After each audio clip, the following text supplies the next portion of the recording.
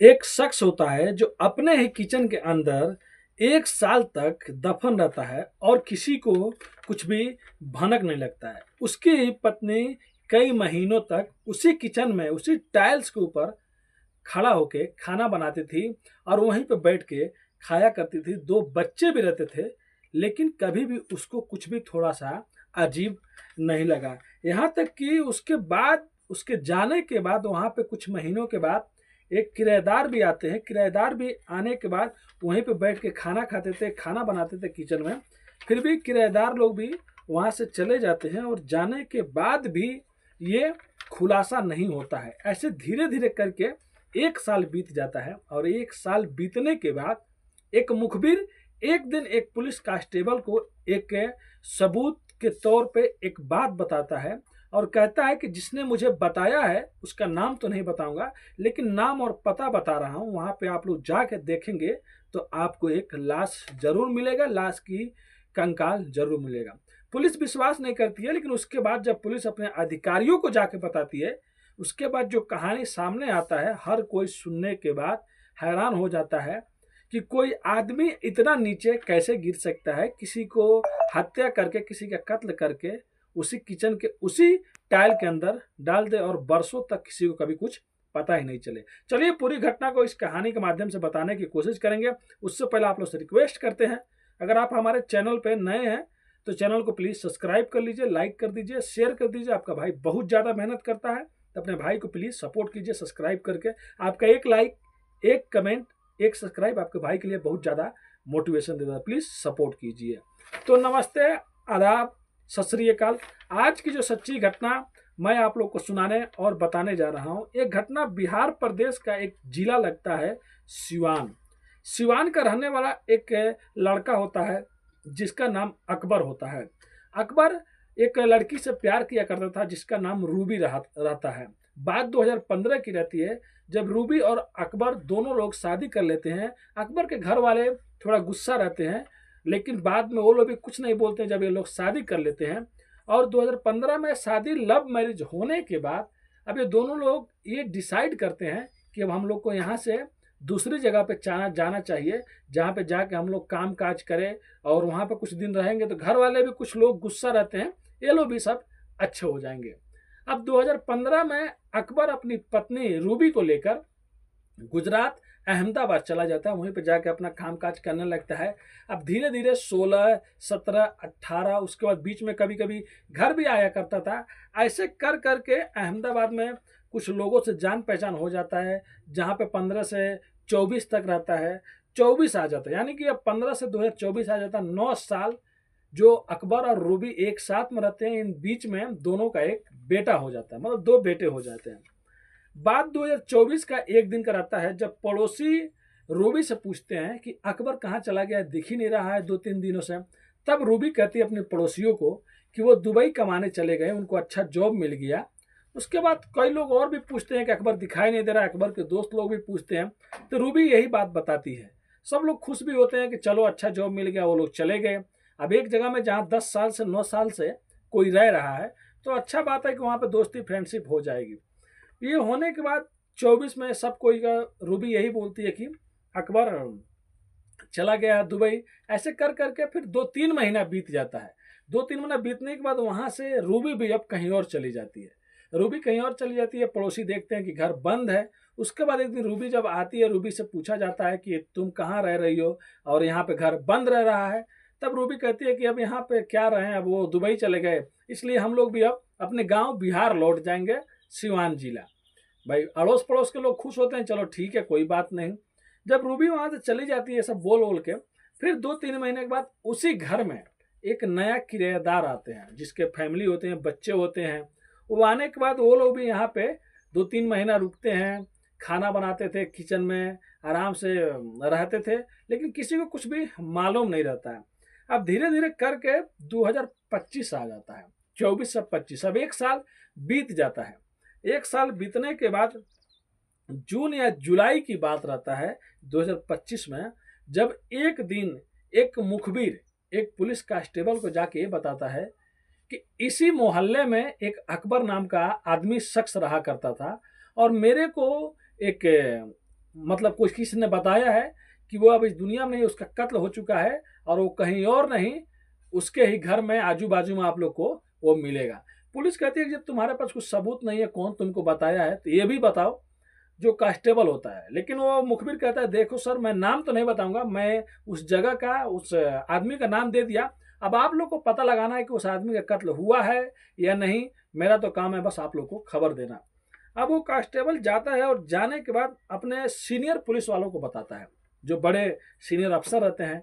और वो मुखबिर बहुत अच्छा था, मतलब उसके कहने पे, उसके बोलने पे कई ऐसे चीज़ों को पुलिस ने पकड़ा भी था, ऐसे आरोपी को या चोरी का या किसी चीज़ का, वो मुखबिर ऐसे ही खबर दिया करता था।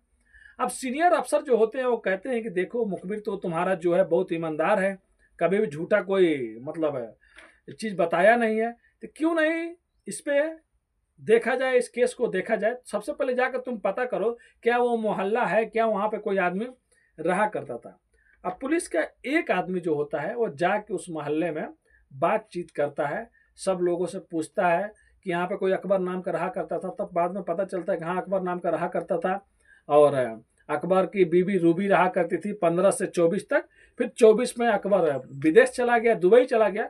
उसके बाद उसकी पत्नी 2-3 महीना तक रही, फिर उसके बाद वो भी अपने गांव लौट गई। अब उसके बाद पुलिस कहता है कि ठीक है। अब पुलिस लोग वहीं से कुछ लोगों से फ़ोन नंबर सिवान का लेता है अकबर का घर का, और उसके घर पे पुलिस वाले जब बात करते हैं तो वो लोग भी कहते हैं कि पहले तो शादी वादी करके गया, हम लोग बहुत गुस्सा थे, उसके बाद वो वहाँ चला गया, और अभी उसकी बीवी कहती है कि वो दुबई चले गए हैं, तो बस यही सब चीज़ है। अब उसके बाद पुलिस को समझ में नहीं आ रहा होता है कि घर वालों को भी नहीं पता है, आस पड़ोस के लोग कहते हैं कि रूबी ने जो बताया है कि हाँ दुबई चला गया है। फिर उसके बाद पुलिस उसके दफ्तर जाती है। दफ्तर जाने के बाद जब पुलिस पता लगाती है तो पता चलता है कि जहाँ पे ये काम किया करता था अकबर, वहाँ पे ईमानदारी से काम किया करता था। अगर ये कहीं किसी देश में जाएगा तो अपनी सैलरी छोड़ के क्यों जाएगा, 15 दिन का, 20 दिन का, जो भी सैलरी है, 10 दिन का, वो पक्का लेके जाएगा और बताएगा कि मैं यहाँ पे काम नहीं करूँगा। तो सैलरी भी नहीं लिया, दफ्तर में भी किसी को नहीं बताया, किसी दोस्त किसी रिश्तेदार से भी कभी बात नहीं होता है। फिर उसको अकबर का नंबर लिया जाता है, उसका सीडीआर, कॉल लोकेशन, सब चीज़ चेक किया जाता है, तो पता चलता है लगभग 1 साल पहले से ही उसका मोबाइल बंद है। फिर सोशल मीडिया पुलिस खंगालती है कि सोशल मीडिया पर तो कहीं एक्टिव नहीं है अकबर, या कोई फोटो डाला होगा या कुछ किया होगा। जब सब चीज़ पुलिस को नहीं मिलता है, उसके बाद पुलिस अब कहती है अब क्या करें, अब कैसे भी पता लगाना है। फिर उसके बाद अब पुलिस क्या करती है, वहाँ पर आस पड़ोस में जाती है, फिर से अकबर और रूबी के बारे में दोबारा पूछती है। अब अधिकारी लोग के ऊपर बताते हैं, सीनियर अफसर को शक होता है, डाउट होता है। फिर जाकर जब पड़ोसियों से पूछा जाता है कि अकबर और रूबी के रिश्ते कैसे थे, तब पड़ोसी लोग बताते हैं कि अकबर और रूबी में अक्सर झगड़ा हुआ करता था। वहाँ पे एक लड़का था जिसका नाम इमरान बखेला होता है, जो पड़ोसी में रहा करता था और अकबर का दोस्त था।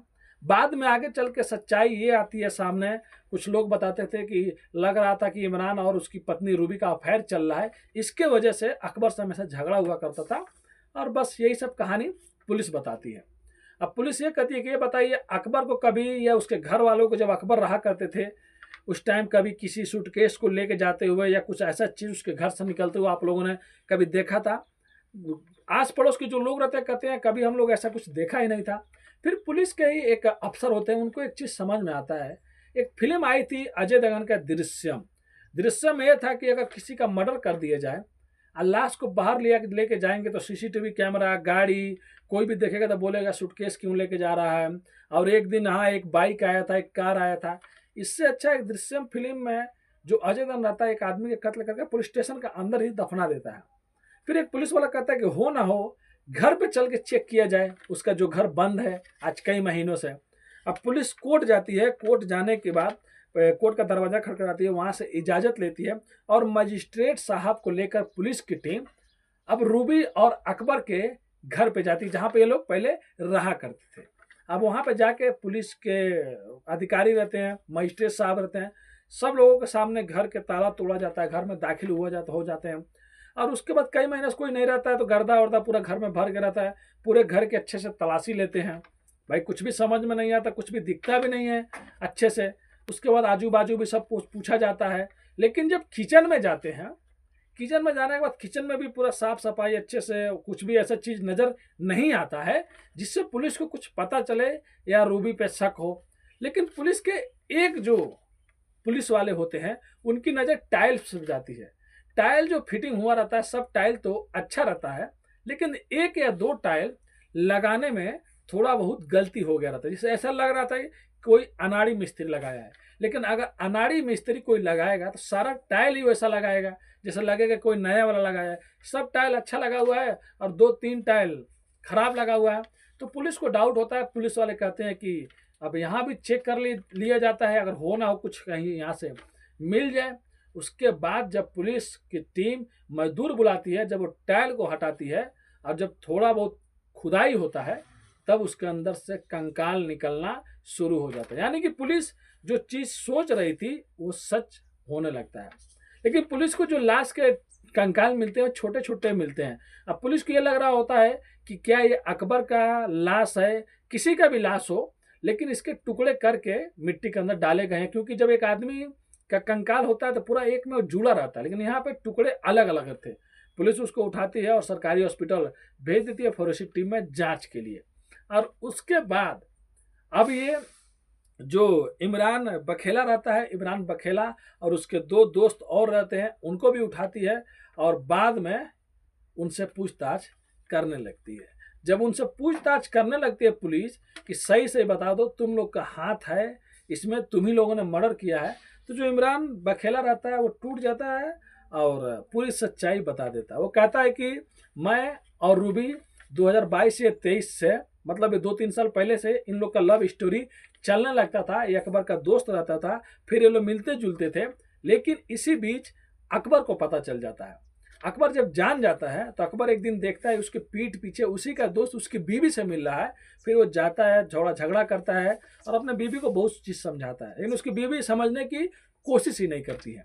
अब सोच सकते हैं, पहले भी लव मैरिज उसकी बीवी ने किया था रूबी, अब दोबारा भी उसको प्यार हो गया है।